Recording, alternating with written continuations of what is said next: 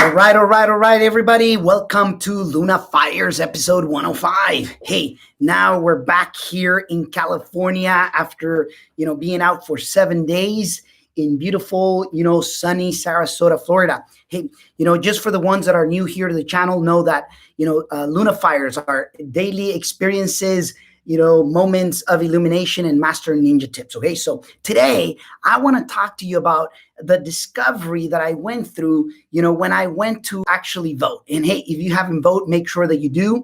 It is crucially important. So welcome, Facebook, welcome YouTube, and welcome Instagram. I'm gonna, go straight to the point, ladies and gentlemen. There is various discoveries that I, went through, and I want to go ahead and share them with you. You may agree or disagree. That's fine. I'm not a political guy, although for the very first time in my life, I haven't been more eager to vote than any other time, and it's interesting because I want to go ahead and just share with you. So today I tell Mr. Ismael, find a place where we can go ahead and vote, that we can put our, how's to call it, the documents, to put the paperwork, into the machine. Now, remember, you may have even more experience than me. To me, it's my very first time voting. Anyways, so we went to, the place here at the Gallo Center. And the first discovery, I'm just going to go ahead and tell it to you how it is. The first discovery is that the person who's at the countertop doesn't mean, we discovered that the person doesn't know all of the answers. In other words, we were asking. Now, keep in mind, I'm a real estate investor, real estate entrepreneur.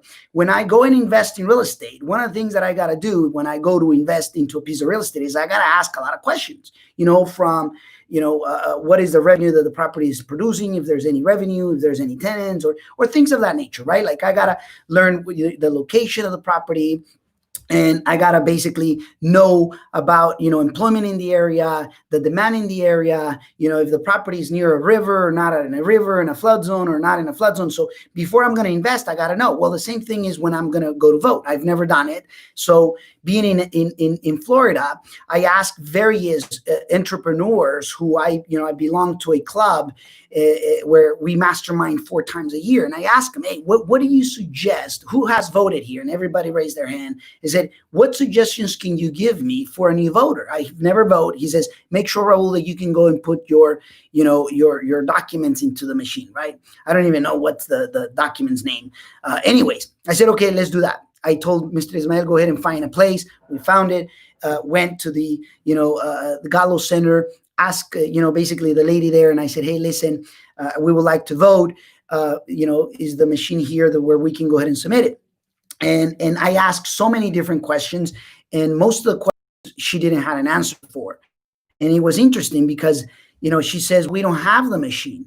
And I said, why? She says, well, because the governor of California decided that due to the pandemic, we won't be able to have the machines because there could be some high level of contamination when we use the machine, and we will have a lot of people lined up and things like that.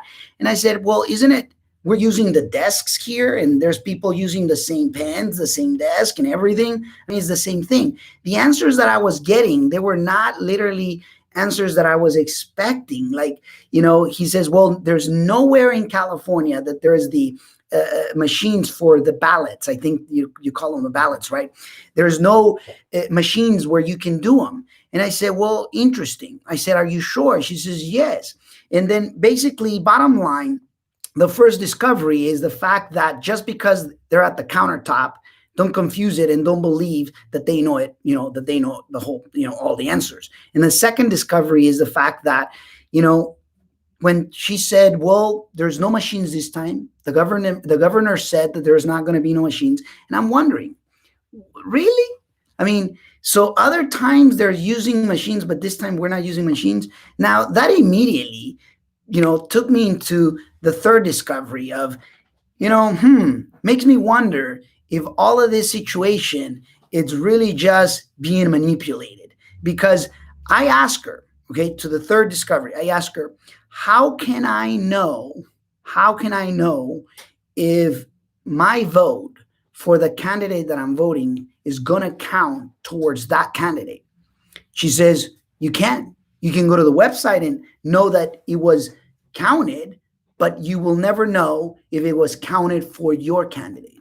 There's no way to know. And I said, well, that's interesting. That means the whoever is getting that valid knows my phone number, knows my residence, knows everything of who I am, but I don't have absolute no transparency that my vote really truly was counted towards the candidate that I selected. I said, that's quite not right. Now, I don't know about you, but I'm a new voter in this, in this field. I don't pretend to know it all, but to me, it was like, wait a minute.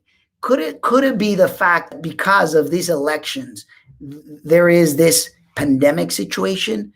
Now, don't get me wrong. It's not that I'm insensitive. Keep in mind that my father, my blood that I lost in the middle of the pandemic.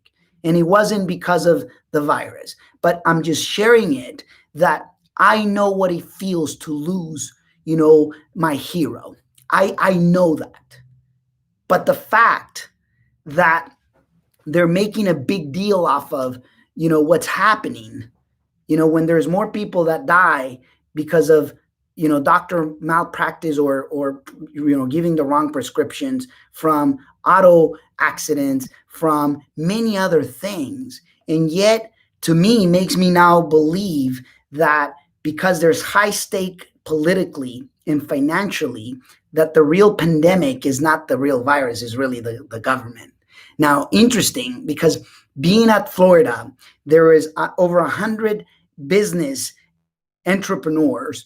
And one of the business entrepreneurs actually came up with a movie called Liberty Lockdown. Go to libertylockdown.com and see it for yourself. You don't have to agree with what I'm saying. You can rent it or buy it.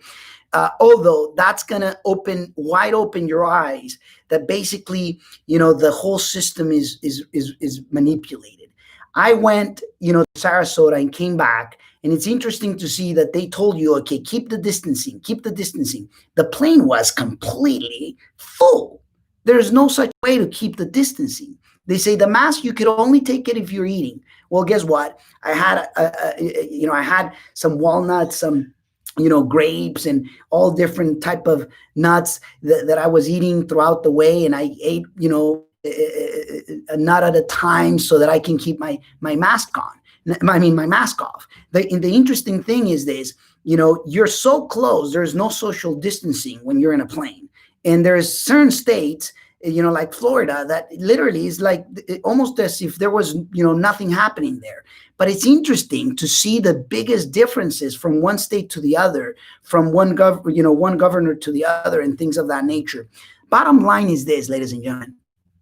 Sharing is the fact that it's like if everything around us, it's happening. Well, it's not as if everything, it's happening in real time. Unless you can tell me there's machines and maybe the lady or the person there was really truly just lying to me, perfect. But I asked so many different questions, and I could feel that she was even frustrated. She says, Raul, I'm very frustrated, not because of you, because you know what? You're asking valid questions that I don't know. And she says, I'm as eager as you to know who's going to be the winner. And she even asked me, I would like to know who is it that you're voting for, that you're so focused and concerned. And then she said, no, I'm just playing. The interesting thing is, to me, I'm voting for freedom. To me, I die for freedom. This country is about freedom. It's not about socialism, and it's not about keeping people at in a modern slavery mode. And I want to end with this. I don't know if you know the story of Chicken Little and the wolf, but in Mexico, where I was raised, we had a lot of chickens, and if we were not careful of putting the chickens at night in the cage, we will wake up basically with all the chickens disappearing because the wolf will actually come and eat them. And the story of Chicken Littles is that basically there's this wolf that knew how to play the system, where he would put little tents with food for the little chickens. And the little chickens, the first one went out to the first tent and put, and ate what was there and realized there was no wolf. So that little chicken went and told another little chicken and said, hey, there's no wolf, there's no wolf. And then two little chickens went for the next, tent, and they ate what was there, and then both were little chickens happy, and says, came back just yelling, there's no wolf, there's no wolf. And now they brought in two other little chickens. Now there were four little chickens, went to another tent, and they ate what was there. And then four excited little chickens came back and said, there's no wolf, there's no wolf. And now there are eight little chickens. But the big wolf knew what was doing. They were giving them food, they were giving them shelter, they were giving them all this, because they knew that at one point, at the very last tent, there was going to be hundreds, if not thousands, of little chickens, where he would close the door to the tent, and basically he will ensure that he had food for the rest of the journey that he was working for. So, ladies and gentlemen, the story of the little chicken is a very good example of, if you expect everything everything to be given to you. I don't, give me opportunity, and the rest, give me opportunity, and as long as I have health and hunger, the rest is fine. But not everybody thinks that way, because it's easier to just wait for things to happen from the sky. It's easier to try to milk Section 8. It's easier to try to milk a lot of things. Trust me, I'm not against it, but I've always said it. Those programs should only be given to people for 90 days or 180 days max. Hey, you got 3 months to 180 days to get back on your feet. But you know what? We live in a country that we feel so freaking entitled that we expect for the government to basically cure everything, and they're not going to cure it. As a matter of fact, I'm just letting you know straight flat out. But anyways, leave me a message down below, whatever is it that you take from it. Wanted to share it very openly, very candidly, because at the end of the day, all I can tell you is that the three discoveries that I found, I'm just going to summarize it. Number one, that the one at the countertop doesn't know all the answers. Number two, basically that no wonder why there's no machines. The system can be completely rigged, and I think that that's what's going to happen. And then number three is the fact that basically there's no way the government knows everything about us, but we don't know basically if our vote is truly going to go to the right candidate. We just don't know that unless someone can prove it to me and let me know, because once again, I'm new into voting, and I have never been so eager to do so, just because, like I said, freedom is my number one priority, and that's, the rest will come after, but freedom. And I'm not asking for giving me food. I can work for it. I'm not asking for giving me certain benefits. I'm willing to bust my butt off, for it. Can everybody do it? Maybe not. There's disabled people, and I get it. But we could always do, something for them. We could always help them. We could always do a lot of things together. But when they start messing around with freedom, that's when people are gonna fight back. And if you don't believe it, go and watch Liberty Lockdown, and you see for yourself. Thank you very much. Have a great one. Virtual hug. And always remember that there is a better way. There's always more. And truly, just truly, truly depends on you, nobody else. Thank you so much.